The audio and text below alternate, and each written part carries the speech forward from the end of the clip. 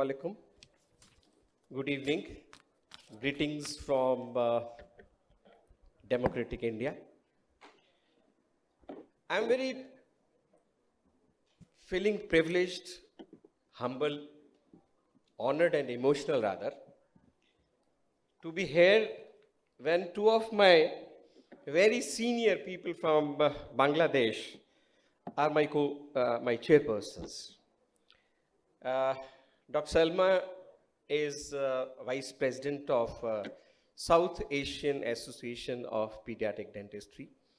And Dr. Saima is the backbone of South Asian Association of Pediatric Dentistry. And I must thank Dr. Saima and Dr. Shekhawat, again rather, words are not enough that they made it possible that I am here among all of you. I'm feeling very lucky and really honored that you have given me such a warm welcome and given me a chance to speak twice to you, all of you. We have Dr. Ikramul has already left, I think, because of some busy schedule. Dr. Mahdi, Dr. Tasdik, they're all my friends. We are all connected through South Asian Association of Pediatric Dentistry. And we are going to have the next Congress in Colombo in April. I'll invite all of you at the end of my rather session. And next year, we all coming back to your home city, that Dhaka. Our 4th South Asian Association of Pediatric Dentistry Congress will be in Dhaka. So hopefully we'll see you again, maybe in the month of April or May, whatever the time suits you according to the local weather and your all occupations. So that Dr. Salma and her team will decide. So today's topic is basically minimal invasive dentistry. Ma'am, if it is convenient, I think it may be difficult for you to see at the lecture. You can come rather here. That will be more convenient. And I can, see you also. There's no extra microphone for us, so I wish every audience will experience great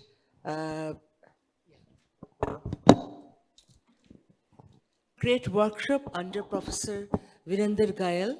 I would rather prefer to sit there and be part of the audience. Thank you very much. No, you're already my chairperson of the session, but because I want to see you sitting there also, because otherwise you're on my left side, I cannot make eye contact with both of you actually.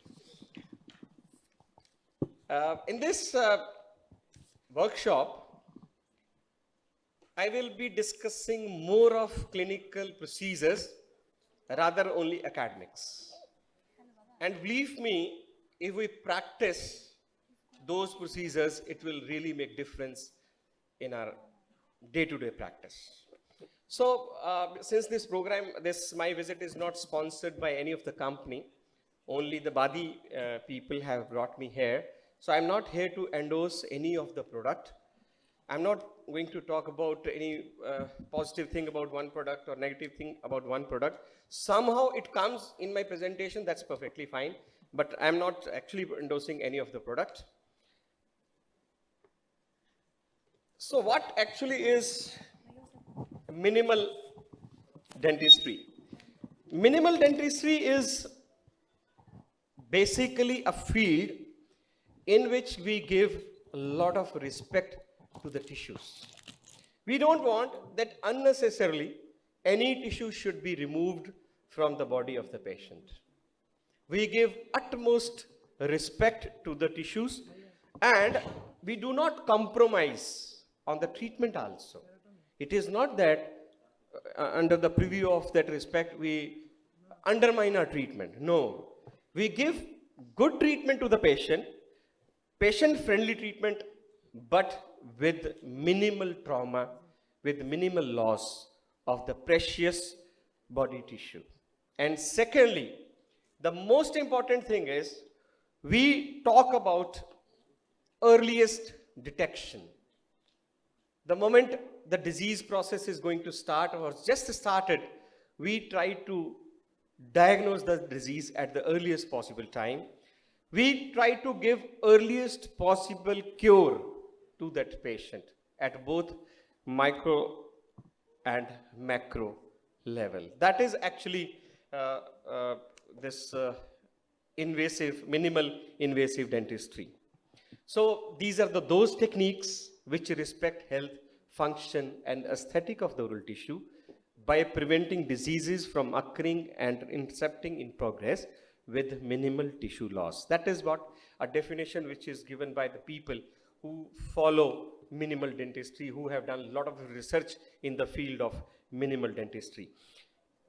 Because even a smallest loss of human tooth should be considered a serious injury. That's the reason, after a lot of research in bonding and composites, we have shifted ourselves from G.V. Black principle of cavity preparation to minimal ways of cavity preparation. Because we don't need those kind of forms for retention, for prevention and all that. We just remove the diseased portion and then rely upon physical and chemical bonding of the materials which are available with us now. Now let's first, one by one, we'll discuss different diseases and the treatment with minimal invasion. The first is caries.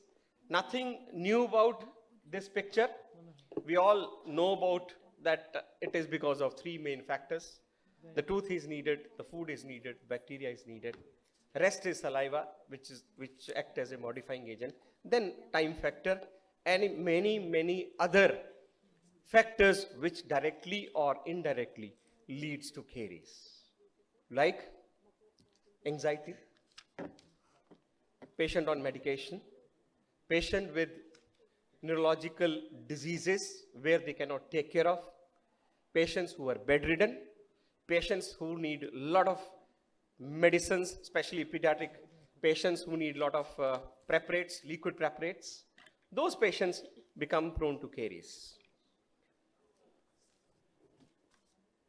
For example, although I'll discuss later on also, but because it came into my mind, I thought I'll share with you. Many patients need radiotherapy of head and neck region, right? But hardly any oncologist or radiologist will refer those patients to a dentist for prevention of caries in the future. They refer you to those patients for extraction of compromised teeth. You will get patients like this patient is having mobile tooth, this patient is having carious tooth. You go for removal because then we are going to start radiotherapy. And later on, for 3 years, we will not be able to do any treatment. Am I right? But they don't refer the patient to you for the purpose of prevention from caries.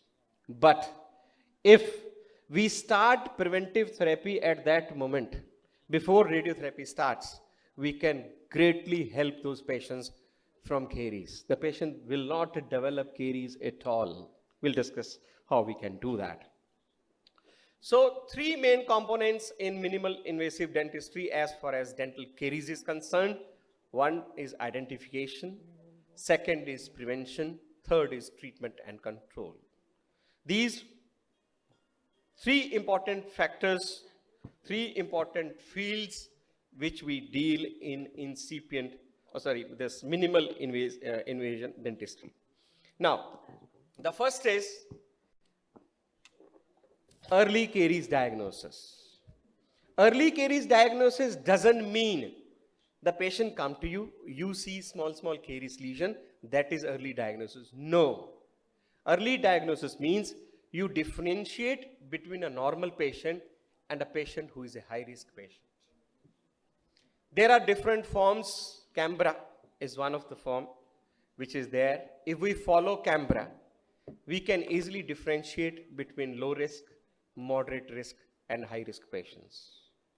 You just have to paste a Canberra form into your practice and look at what is positive in this patient. If you find something positive in that patient and you designate that patient as a high risk patient, you can start treatment before caries develop into the mouth of the patient. The patient will not at all need surgical intervention. With your medicines, with your treatment protocols, you can manage that patient. That patient can be converted from high risk to absolutely no risk patient, just with minor guidance, minor modifications. So these are the 6 basic criteria in minimal invasive dentistry: early diagnosis, then latest classification according to the depth and progression, then assessment of individual patient according to the risk, reduction in keriogenic bacteria, that is the chemical method of decreasing bacteria, then recalcification of early lesions. Because we all know about incipient carious lesions. Incipient carious lesions are subsurface carious lesions, in which the surface is still intact. It is not broken. One thing more, I want that wherever you feel some difficulty in understanding, you can raise your hand and immediately I'll solve your query. Because sometimes what happens, you will get bored after 1 hour and you would like to leave the hall without solving your query. So it's better, whatever comes to your mind, just raise your hand. I won't get disturbed, don't worry. Because I'm here, something for exchange of ideas. That is my main motive of coming down right from northern India to this side of the world, right? So we must learn something from each other. That is our main agenda of sitting here, because so many people have left. Maybe I think the attendance was 2,000 and only 50 people are sitting here. I appreciate that you actually wanted to learn something today. Then assessing the disease management outcomes at different intervals. Like whatever you have done for that patient, you need to recheck. You need to recall. Again, assess that patient at different intervals, whether your treatment is successful, whether the patient is still under no risk or low risk, or the patient has converted from low risk to again high risk. That is the main goal. Now, early diagnosis. We need to arrest the disease. The disease should be controlled. Whenever the disease is there, you have diagnosed at the earliest possible time. You have to control the disease. And whatever the loss has already occurred, that has to be restored back. Now, you get patient of acute caries. There are multiple lesions, am I right? Sometimes 10 lesions are there, 5 lesions are there. What is the treatment plan? What do you do normally in those patients? Can anyone tell me? Like if you got five cavities in one patient, what do you do? Yes, anyone? What treatment protocol is followed here in such patients? Yes? Anyone? Let's not hesitate. Yes. Pardon? Okay. So in one day, all 5 cavities are filled. Wonderful. Now why? Why we do that? What is the rationale? Why we thought of filling all the cavities in one day?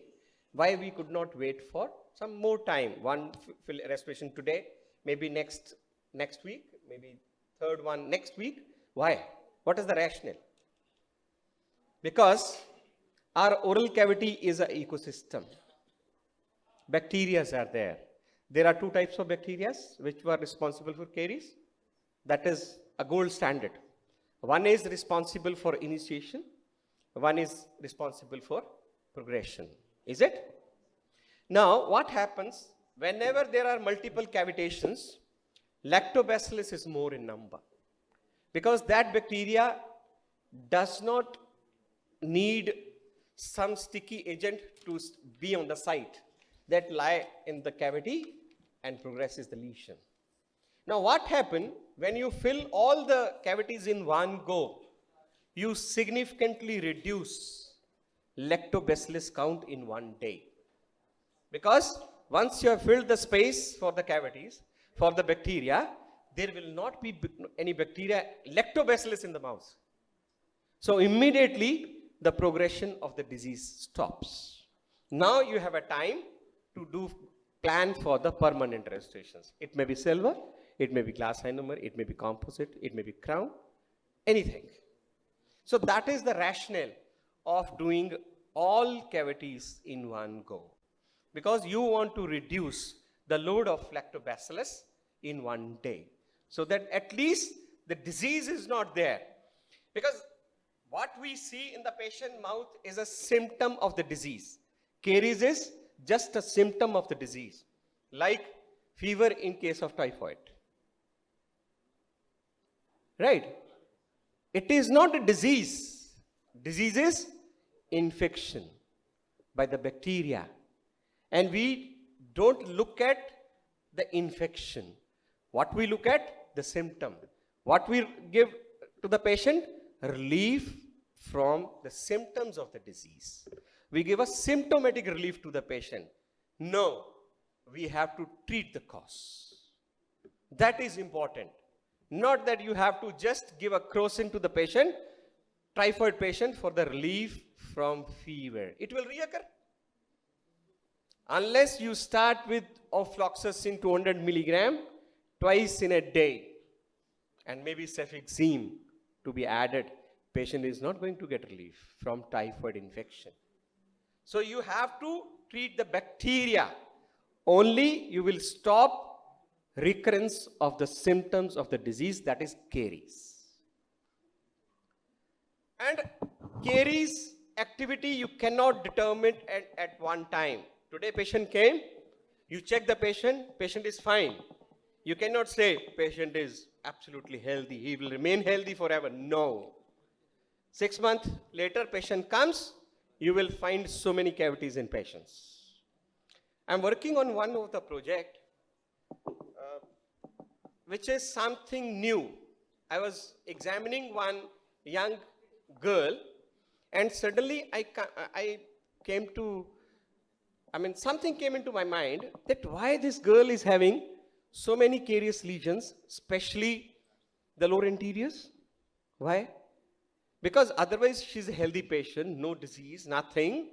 Why her lower interiors are decayed and pigmentation of the lip? Why?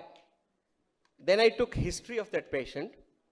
When I went to the detail of the history of that patient, I could find that she is having hormonal disturbance. Hormonal disturbance which are related to gynec. Not otherwise, not the insulin or something. And then, when I went more into this field, I don't know what is the etiology of this, still working on this. Because this is something beyond my field. Because I'm not a gynecologist.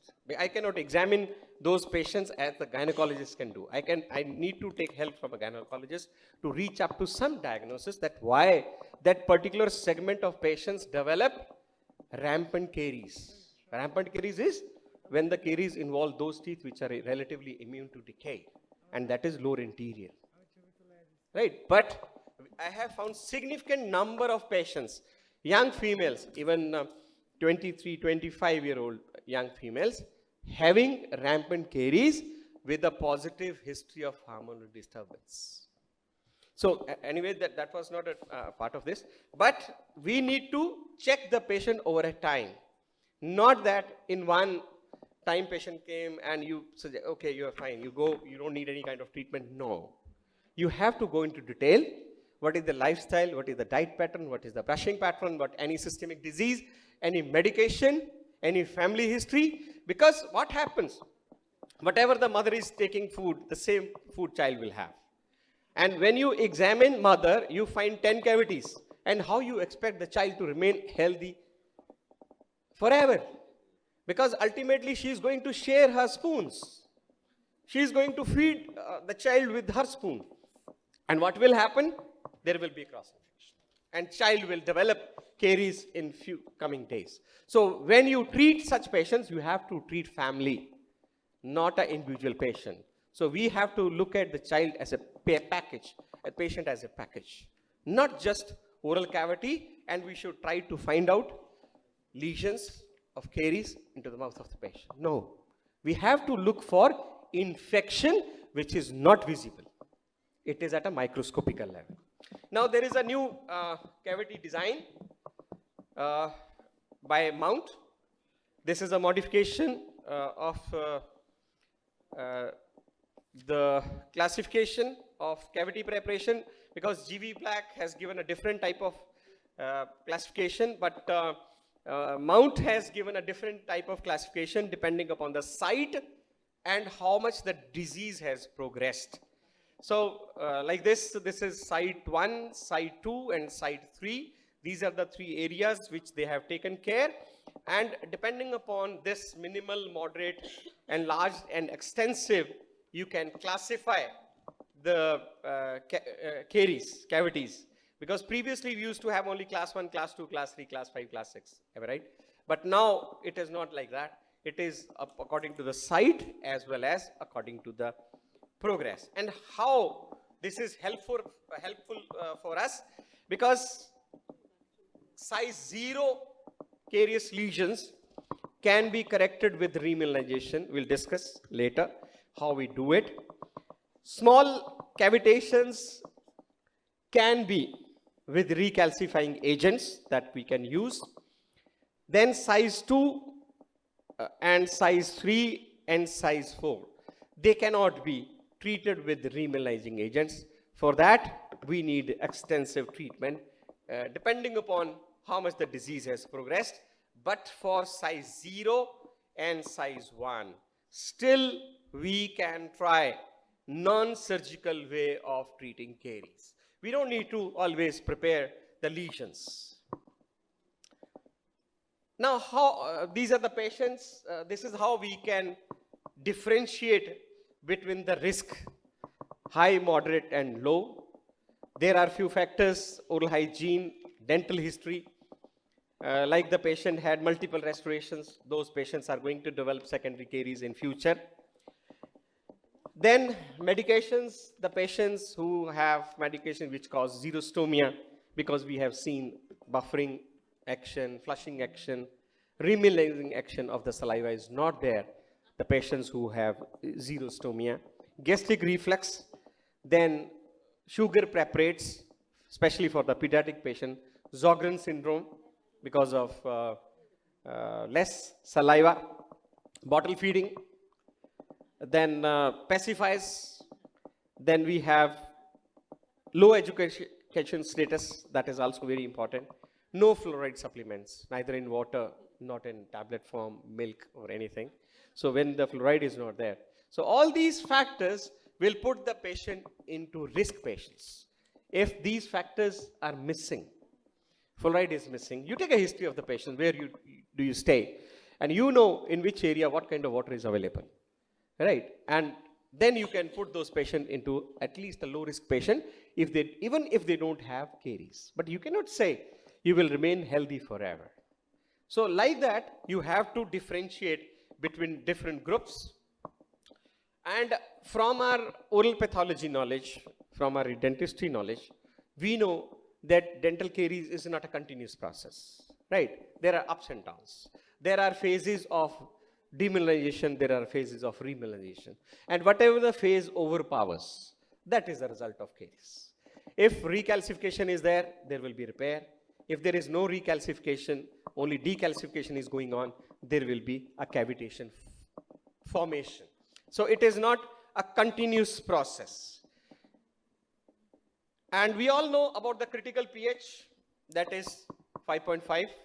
If the critical pH comes lesser than 5.5, and that too at a particular site, not that critical pH, because we all take cold drinks, we all take chocolates, we all take sweets, but all of us do not develop caries. Why? Because everyone is having critical pH lesser than 4.5 or 5. But we all don't develop caries. The reason is frequent lowering of pH at a localized site is not there. But in case of high risk patients, this happens. At one particular site, there will be frequent lowering of pH, and frequent lowering of pH means continuous process of decalcification, and end result will be caries. Because it is not that they eat differently, we eat differently. No. Everyone is taking a same food, but we don't have those kind of infection in our mouths. pH is getting down, but since that infection is not there, this pH is not causing problem to all of us. Because at one particular site, regularly down pH is not there. It is somewhere, sometime right molar, sometime left molar. So it doesn't matter, because in that break time, there is recalcification also. Now what happens? This fluoride, what is the role of fluoride? Because that we know that fluoride will make fluorapatite. And we all know fluorapatite is highly resistant to acids, right? Now, for fluorapatite, we need critical pH which is less than 4.5. Normally it's 5.5, which can easily be achieved into day-to-day practice.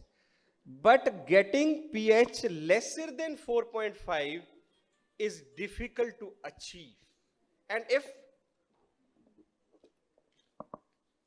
it's difficult to achieve, it becomes difficult to demineralize fluorapatite. And that's the reason it becomes more resistant to acid attack. So this picture is regarding that only. Like for critical pH for a fluorapatite is 4.5, but for hydroxyapatite it is 5.5. 5.5 we can easily achieve, but for 4.5 it's very difficult to achieve. Now what the factors which are protective, they will cause remineralization like salivary flow, calcium, phosphate, antibacterial agents like chlorhexidine. For prevention of caries, or whenever you treat a patient of acute caries, always give chlorhexidine mouthwash for 14 days. The patient should use 0.2% or 0.12% mouthwash before going to bed, before sleep. It should be swished in the mouth for 2 minutes, then it should be spitted out, and not to rinse with water. And this regime should be done for 14 days, continuously without any break. And if you check Streptococcus mutans level before and after, there will be a significant drop. And this drop remains effective for at least 2 months. So how many of us use chlorhexidine for caries purpose? I have seen periodontists using chlorhexidine for periodontal purpose, but we don't use for caries purpose. Unfortunately, even my postgraduates, I know it. I teach them regularly. Still, if they don't show me patient, they will never recommend chlorhexidine to those patients of acute caries. And when I'll ask them, so we forgot. There is nothing to forget. There has to be a standard protocol for treating any infection. Have you seen any physician for getting antibiotics to a patient who is having pneumonia? He will never give bronchodilators and send the patient off. The problem is breathing and maybe coughing. They are very particular. Why we cannot be? Why we just see the symptoms? Why we don't treat the dental caries as infection? We have to change ourselves. That will make difference in patient's life. Now,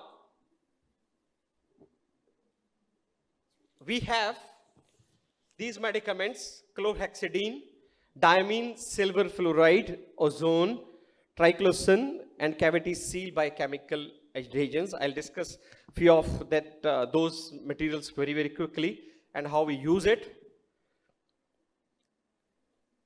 Basically, calcium and phosphates are supplied from a source which is in the form of maybe a gel, which promotes ion deposition into crystal voids which are formed in a demineralized enamel. And once, because hydroxyapatite, when it's decalcified, there is a loss of calcium. And it is in the state of excitation. It wants something back. And if we give something back which is positive, it will accept it. So why not to give? We give externally calcium phosphate and fluorides, so that those voids are filled with fluoride, and the hydroxyapatite becomes fluorhydroxyapatite, which is much, much stronger than the previous one.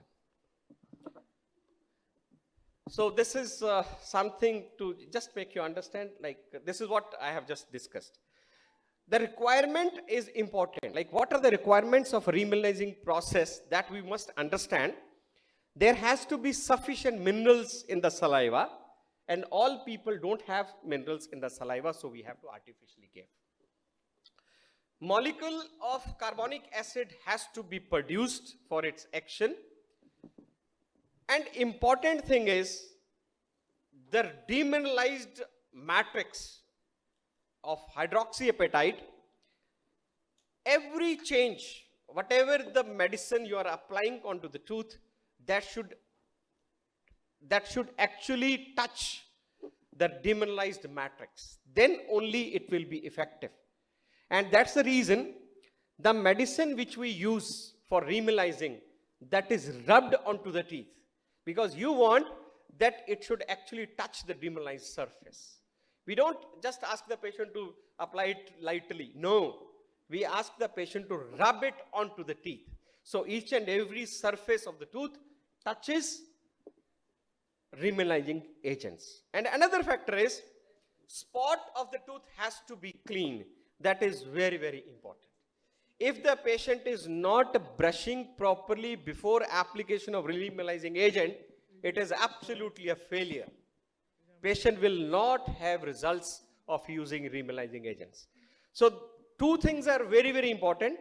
Patient has to brush properly before application of a remineralizing agent, that is one. And secondly, the material should actually touch each and every surface, because unless it touches the demineralized matrix, it is not going to be effective. And that is only possible if you ask the patient to rub it properly after brushing and then leave it. And don't ask the patient to use remineralizing agent to use with the brush, because it's expensive material. In India, it will cost around 800 INR. And here also maybe 1,200 INR, right? So it's not that economical. 35 gram tube, 30 gram tube will cost that much. So we don't want that material should go waste. And if the patient is using in brush, with the brush, then something goes into the bristles only, and it is not available for its action. So it's always better to apply it with the finger. So these are the remineralizing agents: fluorides, calcium phosphate, calcium sucrose phosphate, sugar substitutes, and hydroxyapatites. These are available in the market in different forms. The commonly which are available out of all these, one is fluorides, second is tooth mousse, Clean Pro. I think these are available here also. GC tooth mousse, right? Clean Pro, right? And then chewing gums, xylitol chewing gums. These are the things which are easily available here. And then even Novomin containing toothpaste are also available in few of the countries. That is by Sensodyne. Sensodyne manufactures one toothpaste, that is Repair and Protect, and that has Novomin. That can be used, but in that toothpaste, Novomin is not that much. What these GC tooth mousse and this Clean Pro can do, it cannot do. And the difference between Clean Pro and GC tooth mousse is, that is also very, very important. You should never use GC tooth mousse plus and Clean Pro before 7 years of age. If the patient is younger than 7 years, then we should always use GC tooth mousse plain, not plus. Because in plus, it contains fluoride, and if the child ingests fluoride, it will lead to fluorosis. So before 7 years of age, always recommend without plus, but after 7 with plus, and Cleanpro only after 7 years of age. And xylitol chewing gums are not recommended for young children. That is a drug for the adults or mature children, right? And the method of use is 2 chewing gums to be chewed for 5 minutes after meals. That is the regime for xylitol chewing gums that actually makes a lot of difference in patient's mouth. You will actually see, yes, there is a change. Then these are the things which I have already discussed with you right now. And these are the vehicles, dentifrices, toothpaste we have, Pitt and Fisher sealants, few toothpaste are coming, chewing gums, rinses, and restorative materials. Few are adding in composite, few are adding in glass ionomer. Sometimes people even add themselves, little bit of GC tooth mousse and GIC, they will mix and place it in patient mouth. Only thing is little bit of strength issue is there, but otherwise it works well. It's not that it doesn't work well. Then Novamin, this we have already discussed. Then Cleanpro, already we have discussed this Cleanpro. Then NTK may not be available here, but that is also one of the product which is there. Then hydroxyapatite, this can also be used for rubbing onto the teeth. And Novamin is basically a bioactive glass. In India, it comes in the form of only dentifrices, which is used twice in a day, after breakfast and after dinner. That's how we use this. Then we have chewing gums.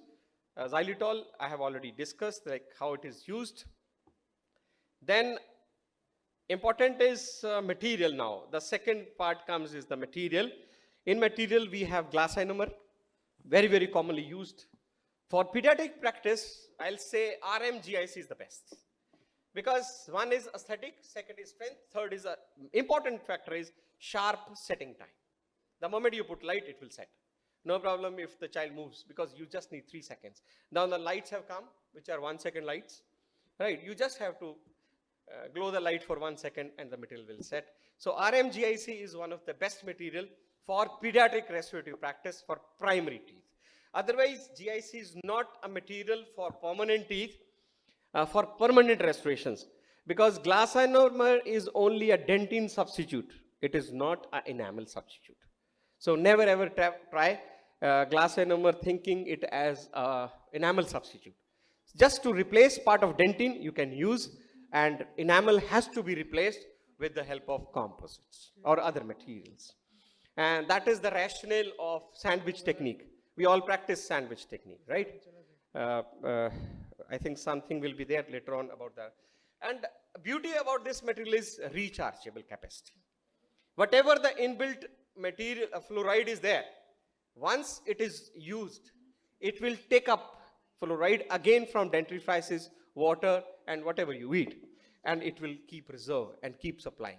So glass ionomer is basically a rechargeable material. That is the beauty of it. And disadvantage, it's a technique sensitive and brittle material, but RMGIC is certainly the better material because it's not that brittle. And aesthetic is there.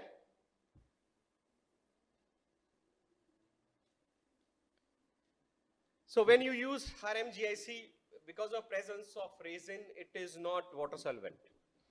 It is not like normal GIC, because it will leach out, and after a few days you'll see that material has come down. No, it's not like that. So if you use RMGIC, it is going to remain the same, and it has excellent polishability, aesthetics, and certainly better physical properties. Then we have this composite resin. Composite resin is very, very effective, has effective dentine and enamel bonding. It has excellent micromechanical retention. You don't need to extend the cavities unnecessarily for getting the form, and you can do the treatment with minimal cavity preparation. You don't need to extend it further unnecessarily. Now something about bonding agents. Won't go into much detail about bonding agents, because you all are practicing bonding agents on day-to-day practice. There are 3 types of bonding agents, mainly latest, which are coming up. One is which completely removes smear layer. One is they don't at all remove smear layer. One is they partially remove smear layer. So it's your choice which material you want, what kind of material suits you, because it's our own practice. Like sometimes we feel this material is going well, so we just use that material.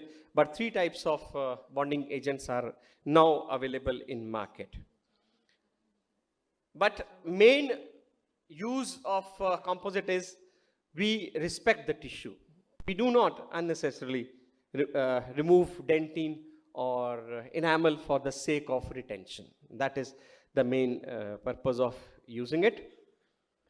Now, this is sandwich and lamination or stratification. These are the 3 names which are given to this sandwich technique. Some people call it lamination, some call it as sandwich, some call it as stratification. But actually, with composite, the problem was post-filling sensitivity. Am I right? Especially when you fill class 1 cavity in a vital tooth. Patient will come back to you next day. Doctor, when I bite on this, it causes pain. I cannot bite on this filling. Now you will think, what happened? I did a very simple class 1 cavity. There was no exposure, nothing. Dentin was perfectly fine. Only thing is it was vital dentin. Why it is happening? That is because there is a property of the material to shrink into the center when you cure it. So what happens? On the sides there is a bonding agent. You have filled it and then cured it. So all the forces are acting to the center. So whatever the fluid is there, now you remember theory of hypersensitivity, hydrodynamics. So the fluid movement causes pain to the patient and doesn't allow the patient to bite. Then you remove the filling, do temporary, patient is perfectly fine. Again do it, again patient is having a problem. Now the answer is this technique. Because polymerization shrinkage is directly proportional to the amount of material. All remember? So when you reduce the amount of material, shrinkage will automatically reduce. If the shrinkage will reduce, the forces will reduce. Patient will not have pain. So you replace dentin with glass ionomer. Glass ionomer is etchable. Once you give a base, you can etch it. It will bond well. So you replace dentin with glass ionomer and enamel with composite. Patient will never have post-restorative pain. Patient will be comfortable always. Now we have 2 type of techniques which we use, open and close-ended. Sometimes we have this kind of technique, like we do GIC at the base over that composite, and glass ionomer is visible. Sometimes glass ionomer is closed from all aspects. Now, what happens in class 2 cavity? You are not able to isolate the tooth properly, and sometimes the filling is subgingival. The base of the cavity in class 2 is subgingival, and there is no moisture control. And if there is no moisture control, you cannot do composite, because composite can only be done if there is a strict isolation and strict dry field. So in that case, you need to go with this technique. Give glass ionomer, although it is open. Over that, you give composite.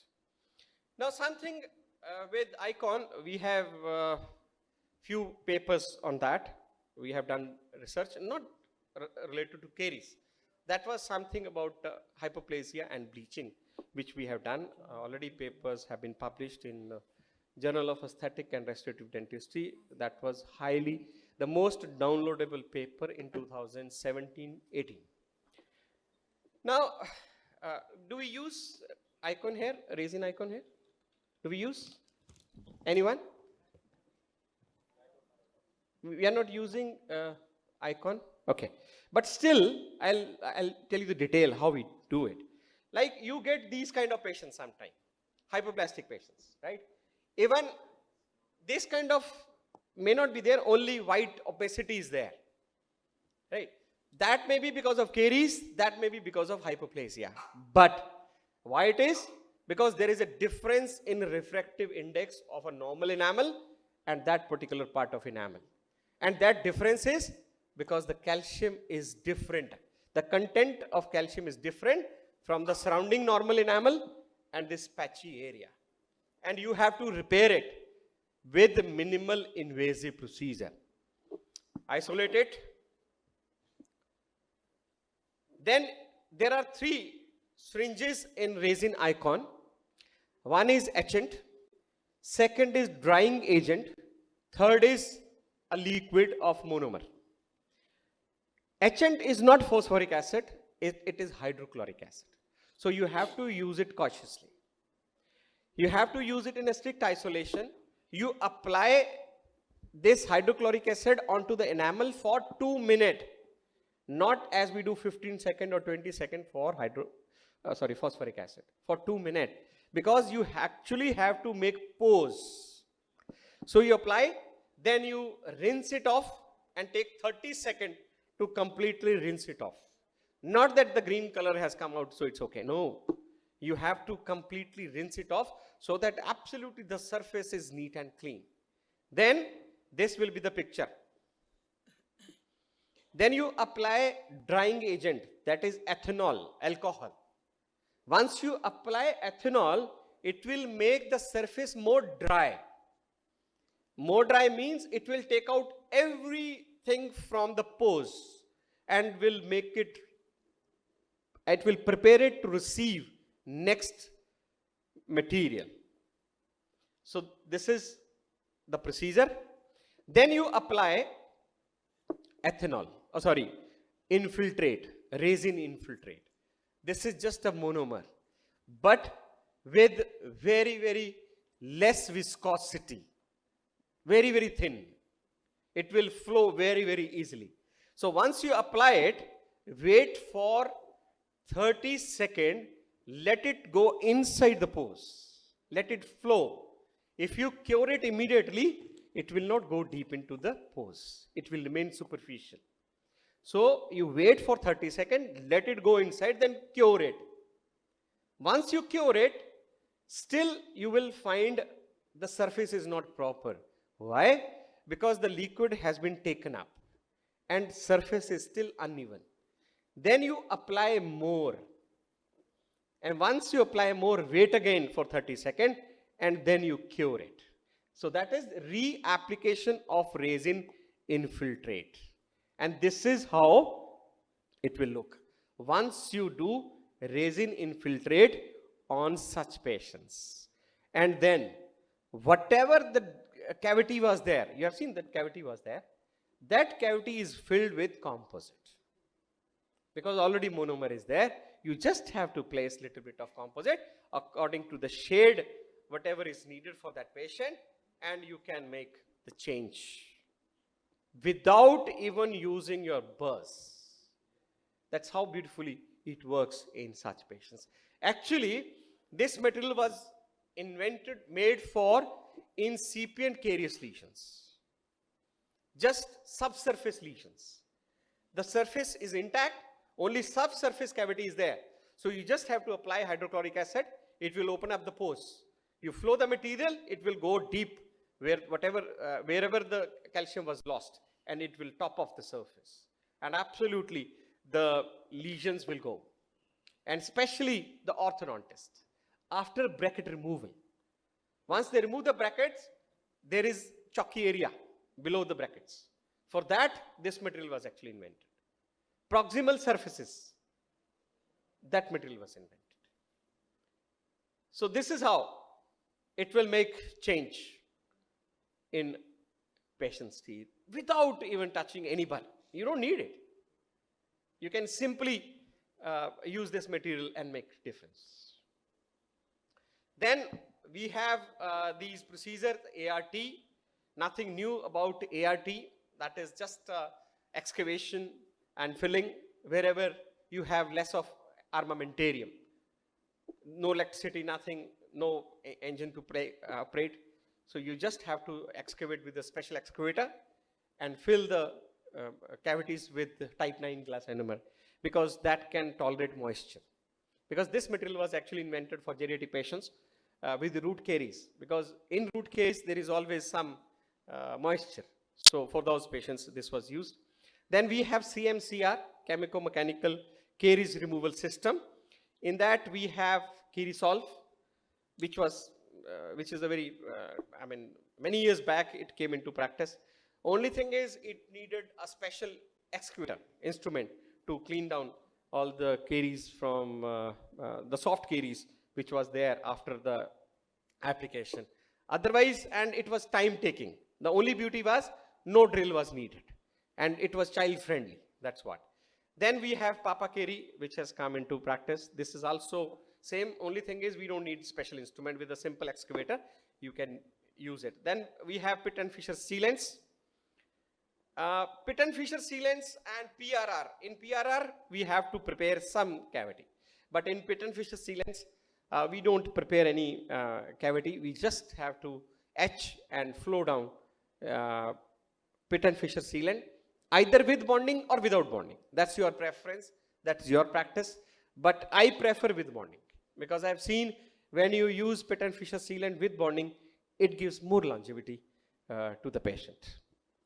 Then this is something amazing. Silver diamine fluoride. You must start using silver diamine fluoride. I'm not here, like I've already disclosed that I'm not here for any product. So I have not shown any product. But many products are available in the market and all products will have these components. Silver, ammonia and fluoride. Silver as antimicrobial. We are using already silver in many antimicrobial preparations. Like for burns, Silhex ointment must be available here also. Silver sulfadiazine ointments, it's available, I think. Right, even silver nitrate was previously used as a antimicrobial into practice. So solvent just to dissolve these components, and then it has fluoride for remineralization. We use silver diamine to arrest caries, to prevent caries, and to decrease hypersensitivity. These are the three areas where we use silver diamine fluoride. And the patients who are actually uncooperative, patients who do not open the mouth, in those patients you can use. The patients who have special healthcare needs, the patients in which you want to delay the treatment because of certain reasons, exam, or maybe they are going abroad or something. So in those patients, you can use SDF. And 38% of SDF contains 44,800 ppm of fluoride. And it contains 2,53,817 ppm of silver, right? And this is basically of reservoir of fluoride as well as antimicrobial agent. So, but only drawback of this is that it makes the teeth black. So whenever you do this treatment to the patient, you always have to take a written consent. A written consent form is available. These are the few studies which show that to the 90%, to the tune of 90%, it arrests decay. It prevents decay. You can imagine, you can see the results of this material. These are the researches which have been done. This is the systematic analysis. Reviews are there. So that 96% arrest is there. Then 70% is there. If we compare it with fluoride varnish alone, see the difference, 21% and 58%. Then there are meta-analysis also on this. 89% is higher. Caries arrest is 89% higher than other materials. And this is how we apply it. You just have to rub this material onto the teeth for 1 minute or 2 minutes. And then what we practice is, apart from rubbing this material alone, we use fluoride varnish along with that, just to mask the taste, because it's a bitter. Just to mask the taste of this, to dissolve the taste of this, we apply fluoride varnish after the application of silver diamine fluoride. And this will be the picture at day 0 time. This color will be there, but after a week, this will become entirely black. This look ugly, but beneficial for the patient. The caries will stop. Rather, after that, even you can fill glass enamel over it. The caries will not progress. That is the beauty of this.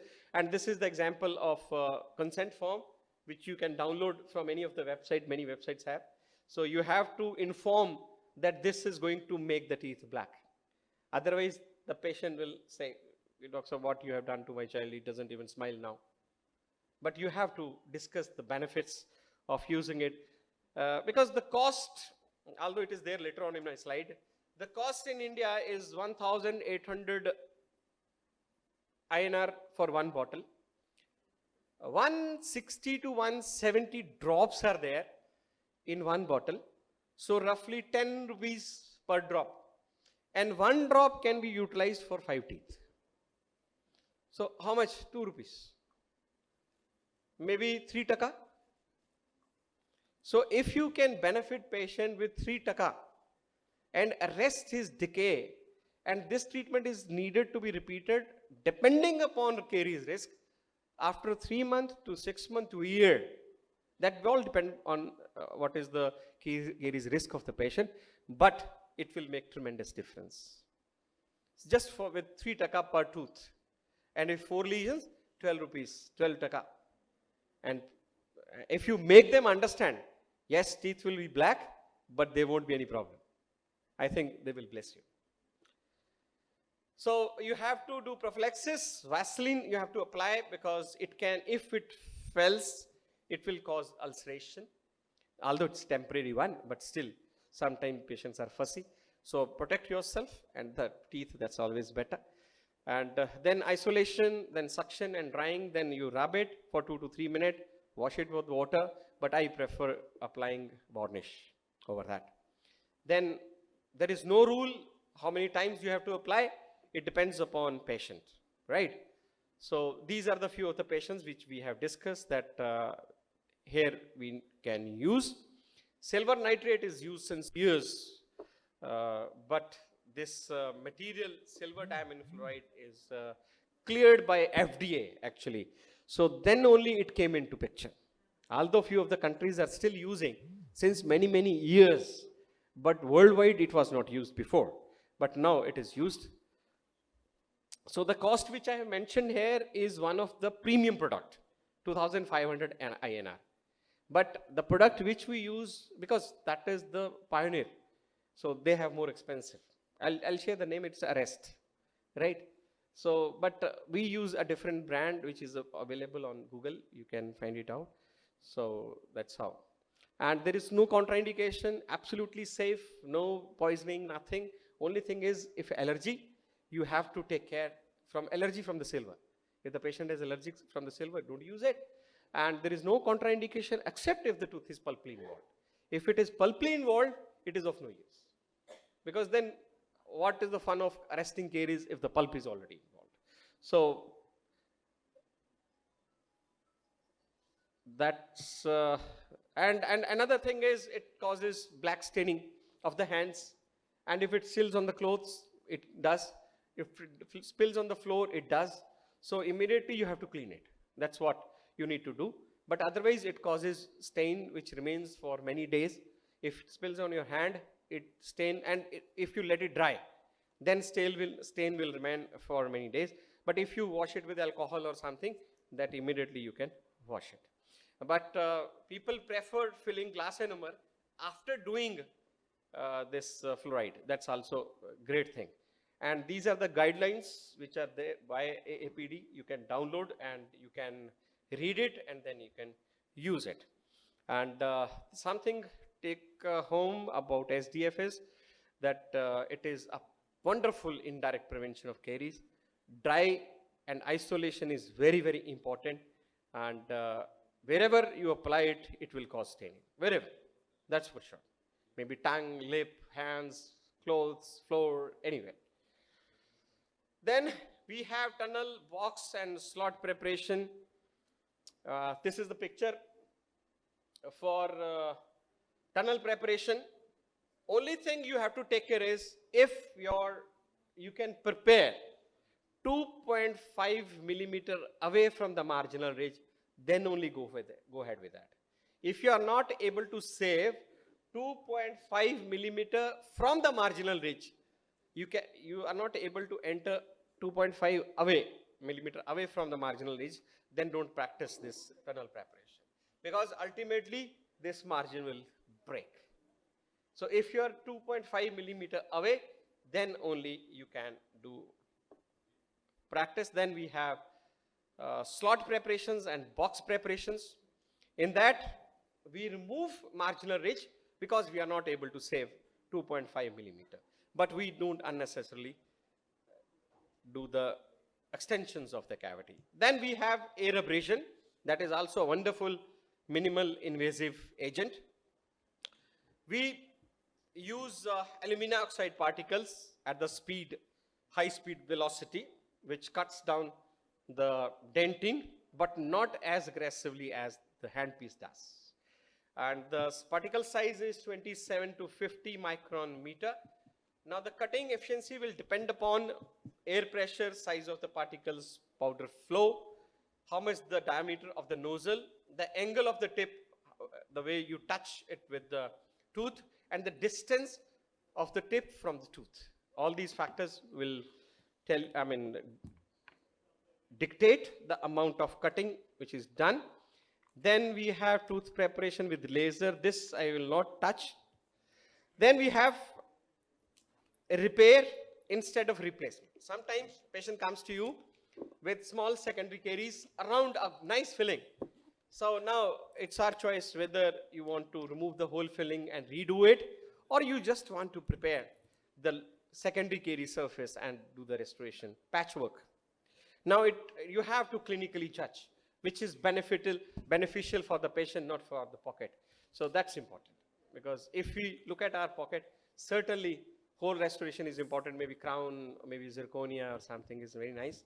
But if we look at the patient and respect the tissues, then we can just restore, we can prepare the secondary carious lesion and fill it.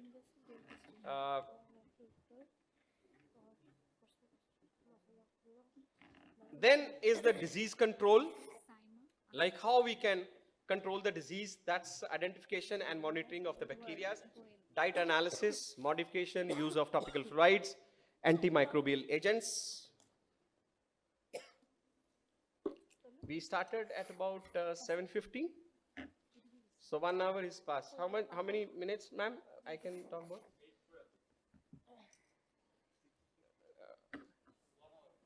1 hour more? Okay. Because we are just halfway. If I look at my slides, not rather halfway. You want to go home? Perfectly fine. I appreciate. So we need to identify, we need to monitor the bacteria, we need to do the diet analysis, and then after analyzing, we need to do modification, use of topical fluids and antimicrobial agents. Caries vaccine is still a hypothesis, still not into use. And important is bacterial replacement therapy. Like there are probiotics available in the market in the form of milk, in the form of syrups, in the form of capsules. So we can use probiotics, we can give patient healthy bacteria so that they fight with unhealthy bacteria and replace it. That's the best treatment now. Even the pediatrician, if the child is having frequent diarrhea, they don't give them antibiotics or something. They go for bacterial replacement therapy. They will advise Enterogermina capsules, Enterogermina syrups to the child, and that actually helps the child. Then we have ozone. Ozone itself doesn't cause any recalcification or it doesn't repair. Only thing is it makes the lesion sterile. Because whatever the oxidative bacteria are there, especially the streptococcus, that doesn't survive. The lactobacillus doesn't survive because it is anaerobe. And in the presence of oxygen, it gets killed. So it makes the lesion sterile. Only drawback of using ozone is you have to revert ozone back into water and oxygen. You cannot leave it in the environment like that. So all the units which have ozone, they will suck back the solution of ozone into the unit and again make it water and oxygen. Right? You cannot ask the patient to spit into the spittoon. That, okay, that the solution you flow down into the spittoon. No. So that is the only difference. That is the only thing. Then we have in endodontics something which is very important. I'll discuss. Do you watch this show? Here? How many of you watch this show? You understand Hindi? Or it is in Bangla? Is it in Bangla here? No. Hindi only? We do have some common words. So, Kapil Sharma, I mean, the laughter and gesture, we will. Because that is good enough for laughing. Okay, that's great. So you can see how he looks at her. You know the reason? Because she's always after him and he doesn't like. Because in this actually season, she was his wife. Later on girlfriend, later on neighbor, so many things has changed. And now you can see this picture. How he's smiling. Because she's not there, someone else is there. Right? And this is my picture. See my smile. Actually, I'm the only male in my department and all are female. On front side, these are my faculty, and on the back side, all my postgraduates. Now, something fibers you use into practice? Resin modified glass ionomer fibers? Okay, we'll discuss something about that. So no academics, only procedure. Glass reinforced composite fibers are very, very easy actually. Very, very safe because no metal is there. Very reliable because lot of strength. No trauma to the tissue because you don't need to prepare much the tissues. Excellent aesthetic because these are tooth colored, kind of tooth colored. Basic picture of this glass fiber composite is like that. There are fibers in a matrix of composite. That is the picture of matrix with glass fibers because it gives it a shape. In prosthetic, we use this. I'll show you how we use it. Like this is the procedure. Like sometimes patient comes like that, missing tooth, especially into practice, pediatric practice, where you cannot give implant, you cannot do fixed processes. Still, you want to give aesthetic to the child. Then you isolate the tooth, isolate the area, take a wax. This is the wax, normal pink wax, which you use into prosthodontics. You take a small strip of it to measure how much fiber you need for procedure. Then you gently prepare the lingual surface. Just small, little preparation, hardly any preparation rather. Then we apply etchant over it. After that, you apply adhesive system. Adhesive systems comes from different companies. You can buy any adhesive system.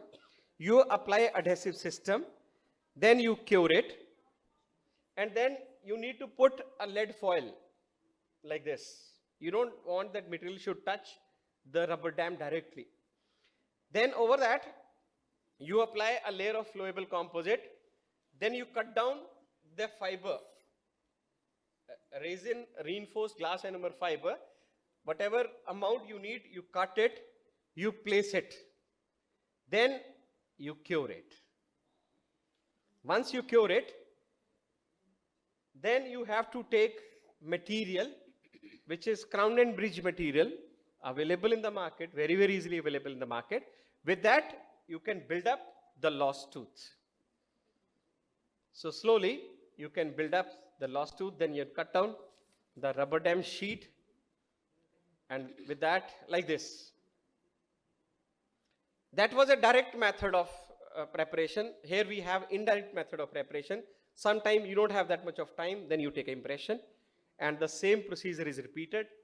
But these 2 points certainly will not bond with the base of the model, which is done after preparation. This will be the picture.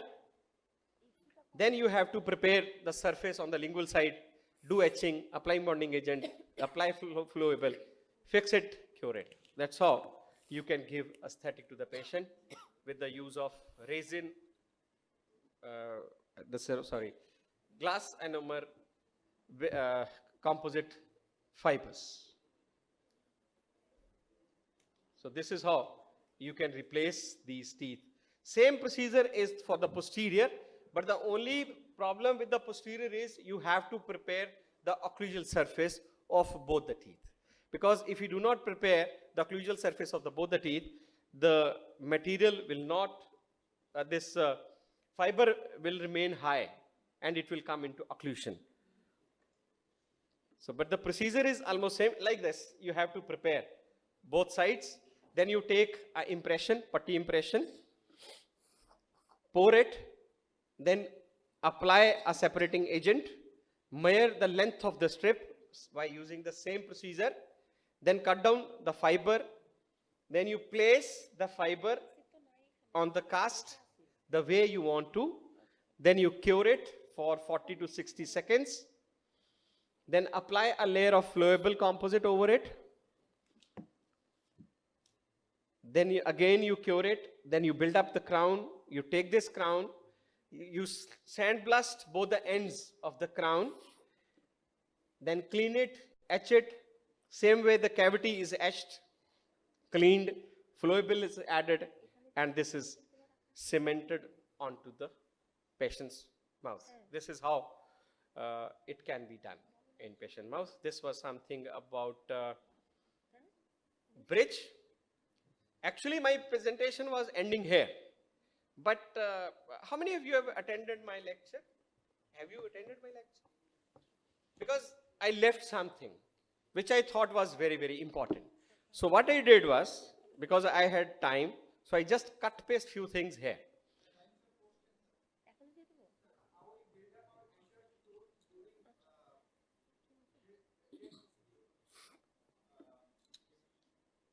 Yeah, do you have a mic or you come ahead?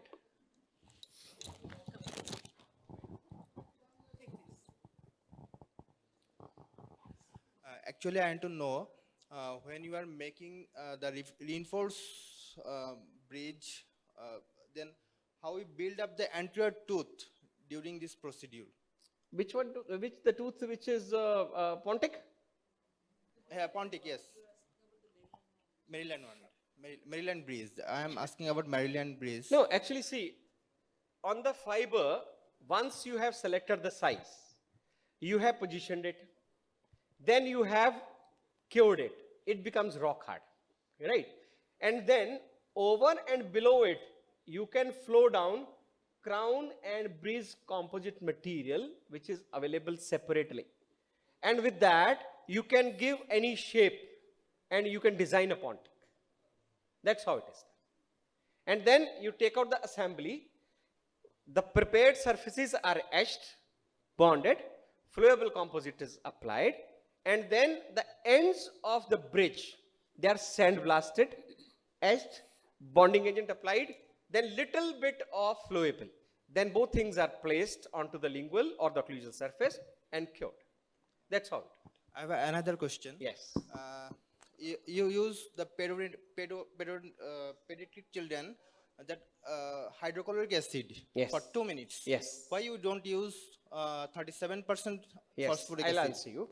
Actually, if we want to flow down the resin infiltrate into depth of the lesion, you have to actually make pores, not the micro pores which are formed after application of 37% phosphoric acid.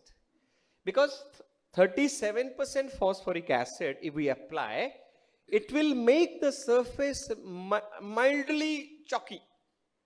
But there will not be any pore formation. And unless a pore is not formed, resin infiltrate is not going to be sucked inside the porous structure. And if it is not going to be sucked inside, it will not make the normal and the hypoplastic area same. It will remain chalky only. That is the problem. Because that's the reason you need a strong acid which can actually make pores into the enamel. because you want to physically put the material deep inside, because that is only possible through capillary action. You don't want to apply it onto the surface. You want that it should go inside.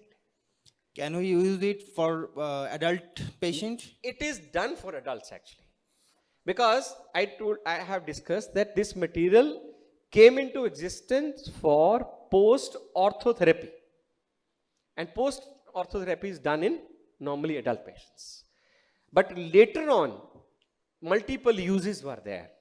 One was even the hyperplastic lesion, incipient carious lesions, post orthotherapy, and even for patients who needed aesthetics. Like this material was combined with bleaching. Bleaching was done, along with that this material was used, and it actually brought amazing results in those patients. I have 3 papers, 2 papers in GIS PPD, 1 paper in aesthetic and restorative dentistry. It is on this only, not related to caries, only on bleaching. Bleaching and combination of resin infiltrate. I have another question about Yes. SDF. When you are using SDF on carious tooth, it should not touch the pulp chamber, right?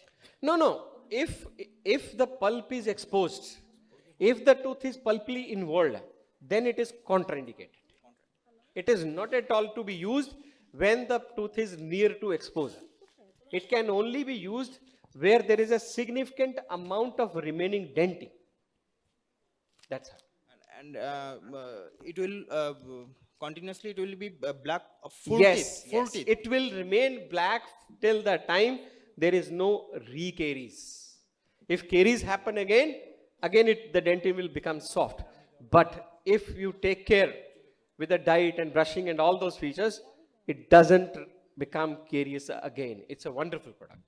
Thank you. It makes the dentin strong, absolutely hard, but no doubt black.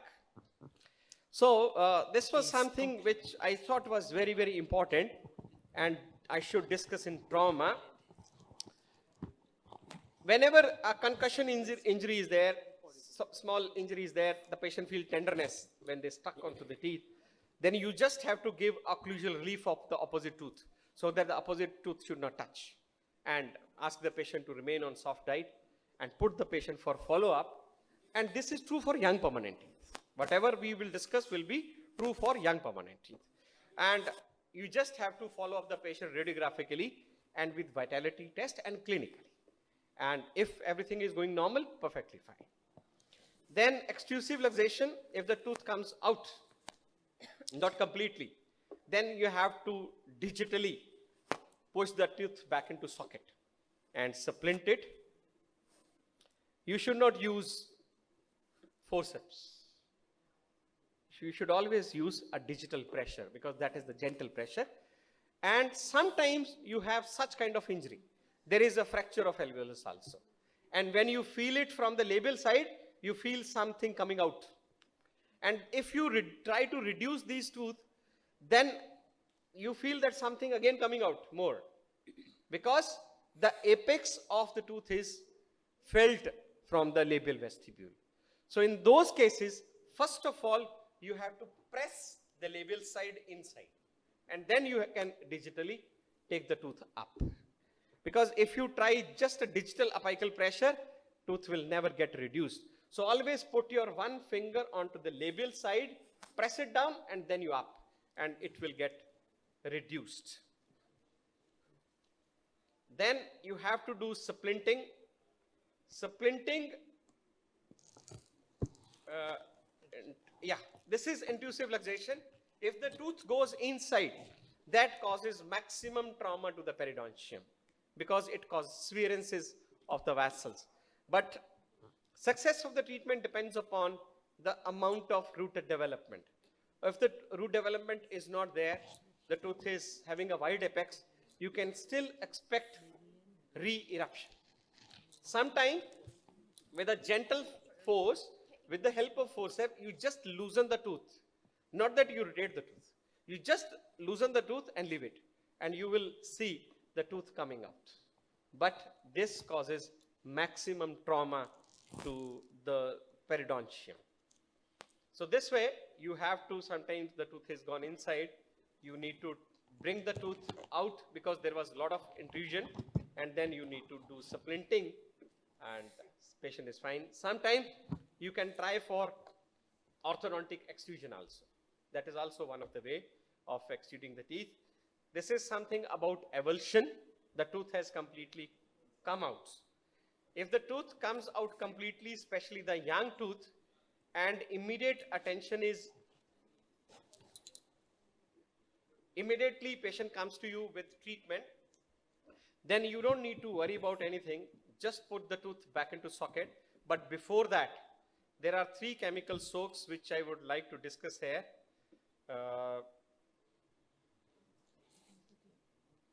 This is one of the case, like tooth has completely come out. You can see there is a wide apex, and the tooth was implanted back, and you can see the development going on because the pulp has revascularized. But only advantage was the tooth was not infected. The tooth was implanted back into socket within 20 minutes, and tooth was brought into practice in a wet state. So all those favorable factors were there. So nothing happened. It went well. Yeah, these are the 3 chemical soaks which are very, very important for all of us. One is citric acid, second is sodium fluoride, third is doxycycline. We must have these chemical soaks into practice if we want to have a good success into avulsion. Citric acid is only used if the tooth becomes dry.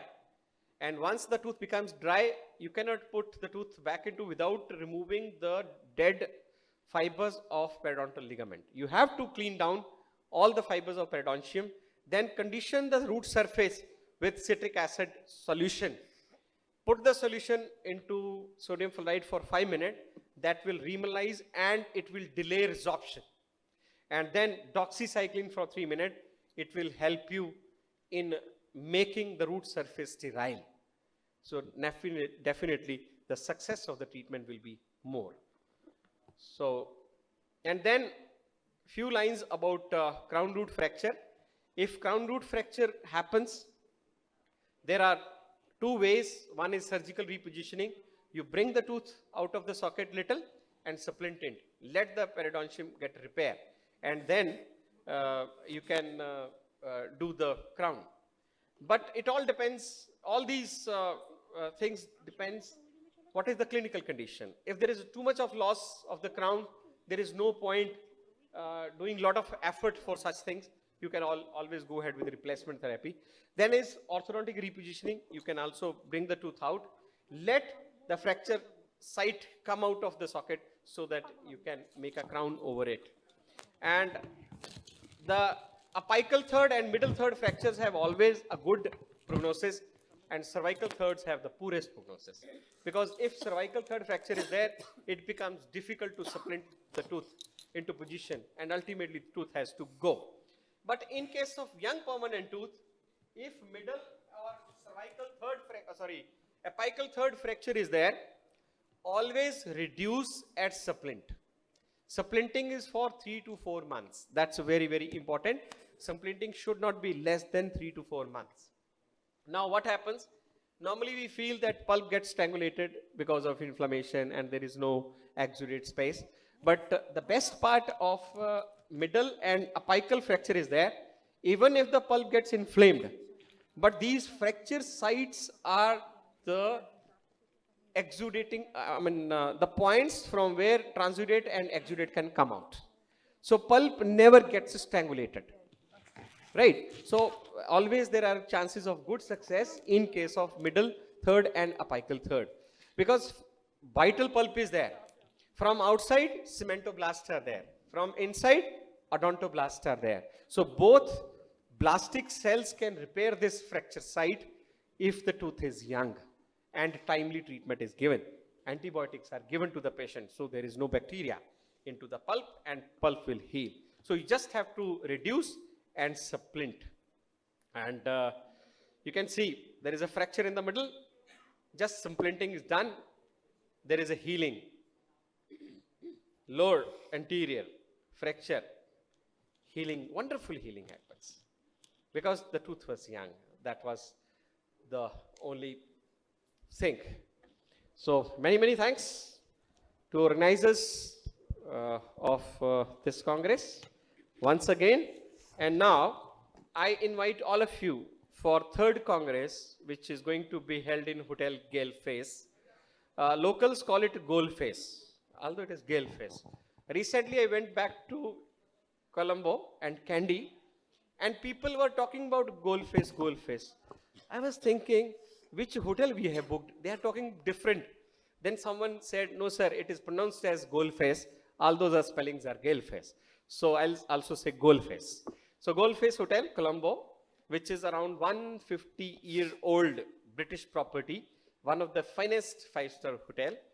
All details are there at saped.asia. But you can connect me in my email ID. My phone number is also there. Apart from this Congress, if you need any help from India, personally from my side, always there. And believe me, I mean it. And we are just a message or maybe a call. Maybe you can connect with me on Facebook. Search for Virender Goyal. You'll see my picture. Maybe you won't be able to recognize because picture is more beautiful. But still manageable. So we are the combination of 6 countries, starting from Bangladesh, Sri Lanka, Nepal, India. My laptop battery is over now. And then Bhutan. So all 6 countries are part of South Asian Association of Pediatric Dentistry. We welcome you. And next year, we'll hopefully, inshallah, we'll be here. Thank you so much once again. Thank you. Thank you, sir, for your beautiful workshop on minimal invasive dentistry. Now, I would like. Thank you very much, Professor Virender Goyal, for such a wonderful presentation. I think hopefully next time when you will come, we'll have nice hands-on on sandblasting, step by step, the Maryland Bridge, and the minimal invasive. Some of the techniques we will have on hands-on. Yes. Today's workshop was really a great achievement for us, and I think that our younger doctors will be benefited by this in their practice. Now I will ask 3 people to ask some question. I mean, that will be okay. Yeah, 3. First introduce yourself, then ask the question. Thank you, madam. I'm Dr. Mohammad Ajur Rahman, an orthodontist. I have a question regarding minimal invasive filling, which is done in deciduous teeth after aged by hydrochloric acid. Pardon? I couldn't get you. I couldn't get you. Can you come again, please? You have shown the deciduous teeth is filled by composite, and before you aged by hydrochloric acid for 2 minutes. Which type of monomer is used here? Or we No. used, is Actually, it bonding? this resin infiltrate is by DMG. That is the company name. That is the only company which manufactures resin infiltrate. That is one. So in the package, there are 3 syringes. We cannot use the monomer which we use for our routine practice. Because otherwise, it is a monomer, but their own product. So if we use our own monomer, it will not be effective. The reason is, it has very less viscosity. Because the monomer which only will flow into the capillaries if it is free flowing. If it is little thicker, it will never go into the pores. It will remain on the surface. So we have to use the monomer which comes with their kit. Would you please enumerate the trade name or DMG. DMG? From You which just have to find out resin infiltrate. region? Resin infiltrate. It will come in the Google. You will get many articles on resin infiltrate. Regarding this monomer, you said that the post-ortho treatment, we can use this Yes. monomer after aged by hydrochloric acid. Yes. Same 2 minutes. Yes. Is this procedure is same? 100%. The application is same, only for the proximal incipient carious lesions, they have a kit. It is just like a U-shape strip. You have to place that U-shaped strip on both sides of the proximal surface. That will flow down solution into the proximal surface. But for the labial and the palatal surface, the same procedure is used. Absolutely same. Thank you, sir. Anytime.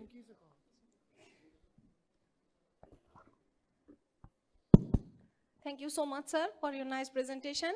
I'm Dr. Sadia Frinanika, MS resident, phase B in Pedodontics department, first batch student, and I work on Bangabandhu Sheikh Mujib Medical University. Sir, my question is, you told that on minimal invasive dentistry, we can use silver diamond fluoride, which as we all know has silver has antimicrobial effect and it arrests the caries progression. But most of the cases when we use that, patient, guardian or always parents, also the patient who have severe aesthetic concern complain that discoloration. So on that case, I think we have an option that we use nanosilver fluoride, which is not that effect, and also nanosilver fluoride has antifungal and antiviral effect. 100%. Yes. So can we know the technique of use of silver diamond fluoride and nanosilver fluoride are same or not? Exactly same. One is the cost factor. That is important. I think nano silver will cost you 4 times than silver diamine. Second is, it is not available in each and every country. But silver diamine fluoride is available in each and every country now. Right? Because it has been cleared by FDA. Because whatever the material is cleared by FDA, that comes into practice. Because if the American are using it so, freely, all world will use it. Because those people have most stringent rules and regulations as far as food and drugs are concerned. That is the thing. But cost is more. That is the reason I have told you that we have to take a written consent, not even the verbal consent. Because tomorrow the patient should not come back and say, Doctor, what you have applied? Because if you have a written consent, then the parents know, yes, doctor has told us and taken in return, the teeth will become black. The thing is, it is beneficial for the child. Okay. At such a cost, if the posterior teeth becomes caries free, till the time these are shed, what else they need? What else they want? Because whatever the best composite you do, whatever the best glass enamel you in child's mouth, it is going to come out sooner or later. It is not going to retain forever. But this treatment, at such a cost, such an easy procedure, which doesn't take more than 5 minutes to perform, without any hassle to the child, only thing is aesthetic concern. The people who are aesthetic concerned, it is not at all material of choice for them. Okay. Sir, I have another question that if the parents accept this to apply silver diamond Yes. fluoride, it arrests the caries lesion itself, but is there any restriction on diet on that patient? 100% you have to manage the cause. If we continued with the cause, any treatment is going to be failed. Right? So that's what we discussed. We should not look at only the sign of the disease. We should look at the disease. And the cause is bacteria, cause is the diet, cause is the tooth itself. You have treated the tooth, but we have not taken care of the diet and the bacteria. How that patient is going to have a long life of those arrested decays? No, there will be recurrence. Okay. Yeah. Thank you, sir. Thank you, sir. I am Dr. Galib. I am also working Bangabandhu Sheikh Mujib Medical University in Pediatrics Department. It's not actually a question. I have a query from your previous lecture. That one, okay. Missed that irrigation part. In which concentration you prefer in case of primary teeth of sodium hypochlorite, 1% or 3%? You're talking about sodium hypochlorite? Yes, Okay. in primary teeth. I'll tell you. Studies were there from 1% onward. From just 1% onward, maximum is 6%. Although we use 5.25. But maximum allowed concentration is 6%. The reason is, If you use more than 6%, it becomes too toxic for the tissues, not about the bacteria. It may be beneficial for the bacteria, but it becomes too toxic for the tissues, and by chance, you accidentally, with pressure, you press the tissue into periapical area. It will cause lot of necrosis. But if you keep the concentration lesser than 5.25 or 5.25, still that damage is manageable. And the studies have shown that even if you use more than 1%, that is more than sufficient as far as antibacterial property is concerned. But for the dissolution of organic tissues, you need 2%. But 5.25, because companies are giving, and we are in habit of using 5.25, if you little warm the solution, not hot, just warm the solution, even 1% is as good as 5.25%. You just have to warm the solution, because the potency becomes more than double. But normally we use cold solution at the room temperature. But you should keep the bottle on some boiler or near to something like a glass bead or something, so that the solution remains little warm. The effective is amazing. Thank you, sir.